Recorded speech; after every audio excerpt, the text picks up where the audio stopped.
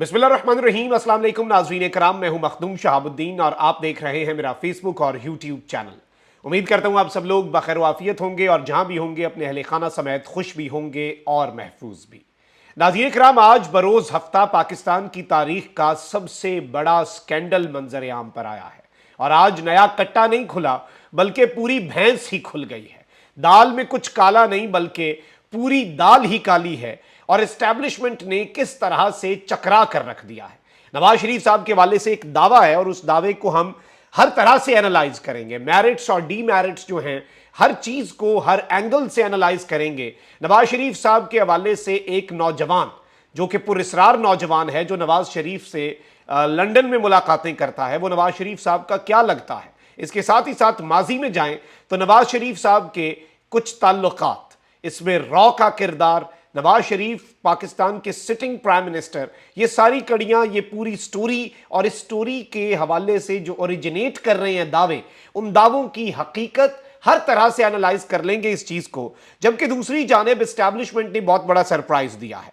इमरान खान से मुज़ाकरात का जो आगाज हुआ है और जो कल मैंने आपके सामने खबर रखी थी कि इमरान खान साहब जो हैं उनके साथ मामला दुरुस्त करने के लिए कुछ लोगों को एक्टिव किया गया है। अब इस बात की तस्दीक हो चुकी है कि एस्टैब्लिशमेंट मल्टी प्रोंग्ड स्ट्रैटेजी अपना रही है। यानी एक तरफ तो रगड़ा जो है वो कंटिन्यूड है और उसकी भी कुछ अपडेट्स मैं आपके सामने रखूंगा, लेकिन वहीं दूसरी जानिब क्या कुछ हो रहा है उस पर भी बात कर लेते हैं। और नवाज शरीफ साहब का जो नया स्कैंडल है ये बड़ा दिलचस्प, और ये जो व्लॉग है ये स्कैंडल्स और कुछ स्टोरीज और दावों और इंकशाफात से भरपूर होगा। कुछ खबरें भी हैं लेकिन इंकशाफात उससे भी ज्यादा अलार्मिंग हैं।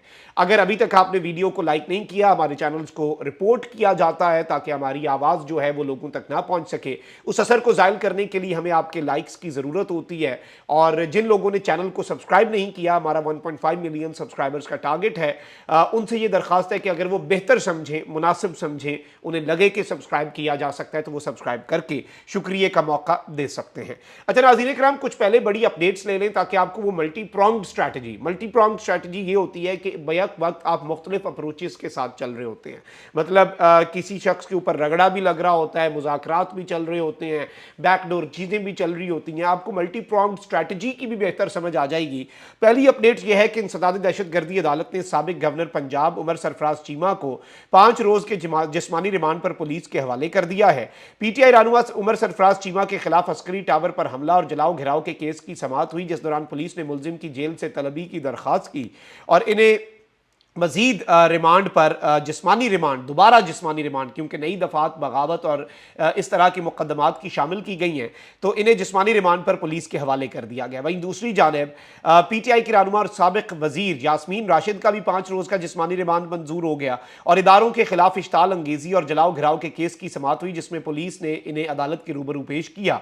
और इस सब के अंदर ये इन्होंने बताया है कि बगावत और अवाम को फसादात पर उकसाने की नई दफात शामिल हुई हैं और उन नई दफात के शामिल होने के बाद अब दोबारा जिस्मानी रिमांड चाहिए। आप यहां से भी चीजों को समझ सकते हैं कि किस तरफ को जा रही हैं। वहीं दूसरी जानिब साइफर केस में गिरफ्तार इमरान खान साहब के वकला ने सीक्रेट अदालत के जज अबुल हसनात जुल्करनैन के आज फिर से रुखसत पर जाने पर बरहमी का इजहार किया है। हुआ यह नाज़रीन कराम के सीक्रेट एक्ट अदालत के जज अबुल हसनात जुल्करनैन, पिछली दफा खान साहब की दरखास्त जमानत थी, वो छुट्टी पे चले गए। कल उन्होंने इंसदाद दहशतगर्दी के कुछ केसेस सुने लेकिन आज फिर वो छुट्टी पे चले गए और इमरान खान इनके रुखसत पर जाने की वजह से इमरान खान और साइफर केस की समाअत जो है वो आज मुलतवी कर दी गई है। जज अबुल हसनात जुल्करनैन की रुखसत के बारे में अदालती अमले ने पीटीआई के वकला को आगाह किया। सीक्रेट अदालत के जज के रुखसत पर होने की वजह से साइफर केस की समाअत बगैर कार्रवाई के 11 सितंबर तक मुलतवी कर दी गई है और आज इमरान खान साहब और शाह महमूद कुरैशी साहब के वकला ने साइफर केस में इनकी जमानत जो है, दरखास्त जमानत पर दलाइल देना थे। और ये पहले भी एहलिया की तबीयत खराबी, अल्लाह इनकी एहलिया को सेहत कामला आजला अता फरमाए, एहलिया की तबीयत खराबी के बायस रुखसत पर चले गए थे। ताहम गुज़श्ता रोज जज अबुल हसनात जुल्करनैन ने केस की समाअत की थी लेकिन आज फिर से जज साहब जो हैं वो रुखसत पर चले गए। पीटीआई के वकला ने इस रुखसत पर जाने के अमल की भरपूर इसके ऊपर बरहमी का इजहार किया। जज अबुल हसनात जुल्करनैन के रुखसत पर होने की वजह से बगैर समाअत जो है कार्रवाई के मुलतवी होने पर इन्होंने कुछ और चीज़ें भी कही हैं और वकील इंतजार पंजोता ने कहा कि सिर्फ चेयरमैन पीटीआई के लिए इंसाफ के दरवाजे बंद हैं। इंतजार पंजोता का कहना था कि चेयरमैन पीटीआई को जब सजा देनी थी तो ट्रायल कोर्ट ने 5 दिन में फैसला सुनाया। चेयरमैन पीटीआई को जेल में हासिल सहूलियात की जाली रिपोर्ट हाई कोर्ट में जमा करवाई गई, यानी इमरान खान साहब को जो सहूलियात हासिल होने की रिपोर्ट है उसे आज वकला ने जाली करार दे दिया है। इमरान खान साहब के वकील नईम पंजोता ने कहा कि कल जज अबुल असनाद जुल्करनैन रिमांड देने आ गए लेकिन आज छुट्टी पर चले गए। चेयरमैन पीटीआई को इंसाफ ना देना और दरखास्त जमानत पर समाअत ना करना जुल्म है और इन्होंने इस सब के अंदर यह भी दरखास्त की कि चेयरमैन पीटीआई के प्रोडक्शन ऑर्डर्स जो हैं वो सुप्रीम कोर्ट को यह दरखास्त की है कि वो जारी करके इन्हें तलब किया जाए और जो रिपोर्ट जमा करवाई गई है अदालत के अंदर वो बिल्कुल गलत है और ये जो रिपोर्ट है ये जाली रिपोर्ट है, ये कहना है पाकिस्तान तहरीक इंसाफ का।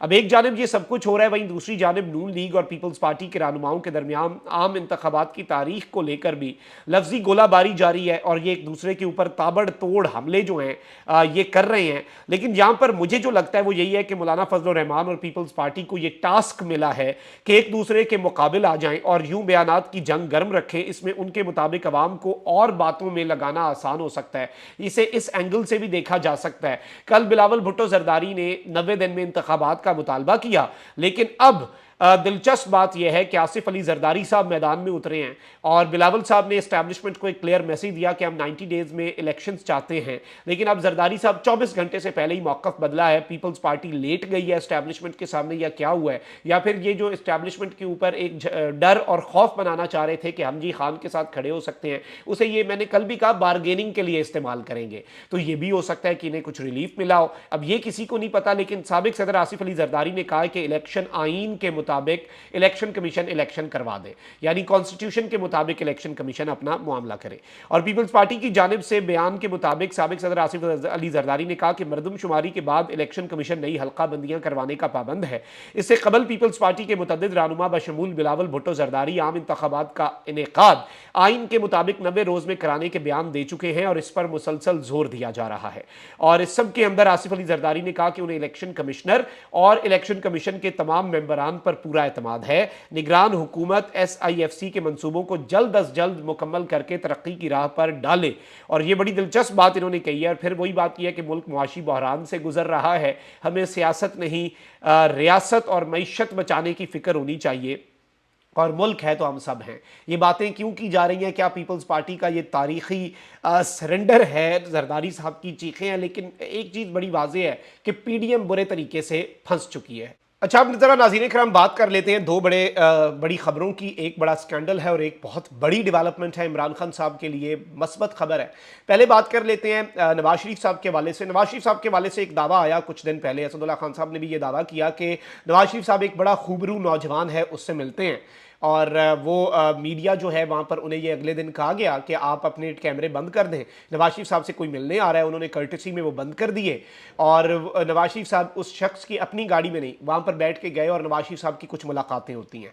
अब उन्होंने इसके अंदर इतनी ही बात की, इसके बाद कुछ चमगोइयाँ बढ़ी और फिर जारी बात है बहुत सी पर्सनल लाइफ के हवाले से बातें हुई। मैं ज़ाती तौर पर समझता हूँ पर्सनल लाइफ, सबकी पर्सनल लाइफ अपनी होती है और अगर उस पर्सनल लाइफ का आपकी प्रोफेशनल लाइफ के साथ, आपकी सियासत के साथ, मुल्की मामलात के साथ कोई ताल्लुक नहीं बन रहा तो फिर उस पर्सनल लाइफ के ऊपर कमेंट मैं समझता हूँ कि वही पैमाना हम रखेंगे जो इमरान खान साहब के लिए रखते हैं, वही पैमाना हम रखेंगे जो हम बाकी सियासतदानों के लिए रखते हैं। पर्सनल लाइफ या पास्ट जो है वो किसी भी सूरत पॉलिटिक्स के अंदर या सियासत के अंदर ज़ाती ज़िंदगी जो है ये मेरी हम्बल ओपिनियन है। लेकिन ऑब्वियसली एक जगह आती है जहाँ पर कॉन्फ्लिक्ट ऑफ इंटरेस्ट हो सकता है। फॉर एग्जाम्पल आप एक बड़ी अहम तरीन पोजीशन पर थे and there is a reason मैंने वो नौजवान वाला जो स्कैंडल है उसे कवर नहीं किया और वो आपके सामने नहीं रखा, क्योंकि उसमें चीज़ें जो थी वो पर्सनल साइड पर जा रही थी और ज़ाती और निजी ज़िंदगी की तरफ। लेकिन अभी जो एक नया क्लेम आया है, नया दावा आया है, ये बड़ा अलार्मिंग है। ये दावा ये है नाज़रीन कराम के नवाज शरीफ साहब 1990-92 में जब वज़ीर आज़म थे, एक मुख्तलिफ डेलीगेशन आते हैं मुल्क में मुलाकात के लिए, एक भारतीय डेलीगेशन आया, उसमें इंतहाई खूबसूरत एक खूबरू खातून थी, हसीना थी, स्टनिंग और ऐसी खूबसूरती के जिसे अवॉइड ना किया जा सके, इग्नोर ना किया जा सके, और वही हुआ। नवाज शरीफ साहब उन्हें नोटिस किए बगैर नहीं रुक सके। ये दावा है, ये क्लेम किया जा रहा है, और मैं इसे मुबैना तौर पर, ये पूरी स्टोरी जो आई है, और उस सब के अंदर नवाज शरीफ साहब इंप्रेस हुए। वो डेलीगेशन, फिर बातचीत बढ़ी, डेलीगेशन तो वापस चला गया, वो खातून वापस नहीं गई, उन्हें नवाज शरीफ साहब ने मरी में रख लिया। हर एक 2 दिन बाद नवाज शरीफ साहब इस स्टोरी के मुताबिक, इस क्लेम के मुताबिक, उनसे मिलने भी जाया करते थे। नवाज शरीफ साहब पाकिस्तान के वजीर आजम थे, लेकिन अचानक एजेंसियों ने जो अपनी तहकीकात की, उन्हें पता चला कि यह खातून रॉ की ऑपरेटिव है, और जब एजेंसियों ने एक रिपोर्ट बना ली कि यह खातून रॉ की ऑपरेटिव है और पाकिस्तान के वजीर आजम को ट्रैप किया जा रहा है, पाकिस्तान के वजीर आजम से बातें उगलवाई जा सकती हैं, पाकिस्तान के वजीर आजम बहुत बड़ा सिक्योरिटी रिस्क जब बन गया, तो ISI ने एक रिपोर्ट तैयार की, और ये अब प्राइम मिनिस्टर तक पहुंचानी थी ये रिपोर्ट। अब ये रिपोर्ट जब प्राइम मिनिस्टर ऑफ पाकिस्तान तक पहुंचानी थी, तो एक अफसर का इंतखाब किया गया कि वो प्राइम मिनिस्टर साहब को बताएं। वो थे कर्नल रिजवान। कर्नल रिजवान साहब का नवाज शरीफ साहब के ये ज्वाइंट मिलिट्री सेक्रेटरी भी थे, और इनके वालिद साहब जो हैं वो मियाँ शरीफ के साथ भी अच्छा ताल्लुक था, तो ये नवाज शरीफ साहब से बात भी कर लिया करते थे, नवाज शरीफ साहब के ट्रस्टेड भी थे। और जब इन्होंने कहा कि मैं नवाज शरीफ साहब को अपने तरीके से बता दूंगा, मेरी वो बात सुनते हैं, वो समझ जाएंगे। जब नवाज शरीफ साहब के सामने ये स्कैंडल रखा गया कि ये रॉ की ऑपरेटिव हो सकती है, तो रिकॉर्ड ये कहता है कि उसी दिन कर्नल साहब को उनके ओहदे से निकाल दिया गया, उन्हें फारिग कर दिया गया, उन्हें किक आउट कर दिया गया वजीर आजम ऑफिस से। तो ये एक चीज़ बड़ी इंपॉर्टेंट है। अब इस स्कैंडल को दूसरे स्कैंडल के साथ भी मिला के पढ़ा जा रहा है कि जी वो नौजवान कौन हो सकता है और इस तरह की चीज़ें, लेकिन मैं उस डिबेट में नहीं जाऊंगा। लेकिन चूंकि ये एक बहुत बड़ा स्कैंडल इस वक्त जेरे गर्दिश है, इस पर बातचीत हो रही है।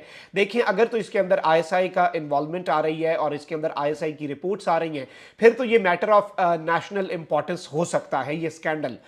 लेकिन अगर इसके अंदर वो वाला पहलू नहीं है, अगर ये कोई आम खातून हो या इस तरह की कोई चीज़ हो, फिर मैं समझता हूँ कि मेरी अपनी चैनल की जो एडिटोरियल पॉलिसी है उसके मुताबिक मैं इसे अपने चैनल के ऊपर स्पेस भी ना दूं और इस चीज़ को का जिक्र भी ना करूं। और ये एथिक्स और मॉरल्स मैं ज़ाती तौर पे ये समझता हूं, मेरी ये एक हम्बल ओपिनियन है।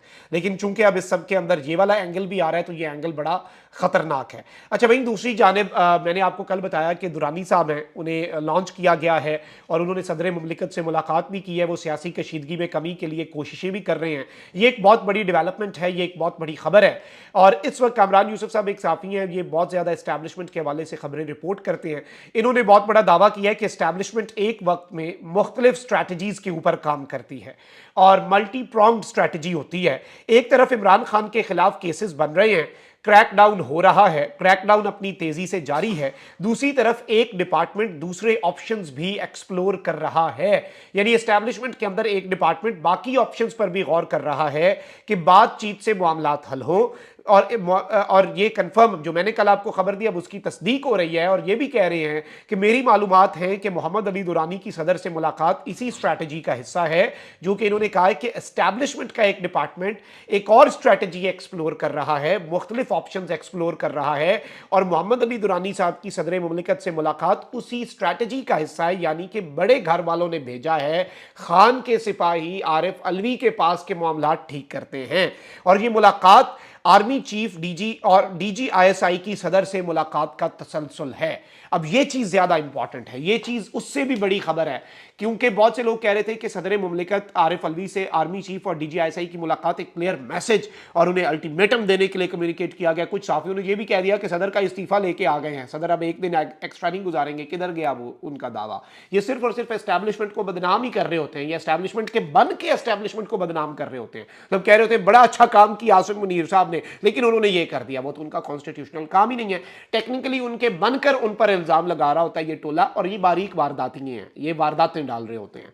लेकिन इस सब के अंदर ये बात करना कि मोहम्मद अली दुरानी की सदर से मुलाकात आर्मी चीफ और DG ISI की ऐवान सदर के उस फ्लोर के ऊपर, 4th फ्लोर के ऊपर जो सीक्रेट एक तरह की मीटिंग जिसे खुफिया रखा गया, उस मीटिंग का तसलसल है। यानी इसका एजेंडा क्या है कि बातचीत से मामलात हल हो, तो उस मीटिंग का एजेंडा भी फिर यही होगा, उसी का तसलसल है ना कि बातचीत से मामलात हल हो। ये और बड़ी खबर है कि वो जो मीटिंग हुई थी वो बातचीत से मामलात हल करने की एक कोशिश थी, जो कि बहुत बड़ी खबर है। अपना बहुत ख्याल रखिए। अल्लाह निगहबान। पाकिस्तान जिंदाबाद।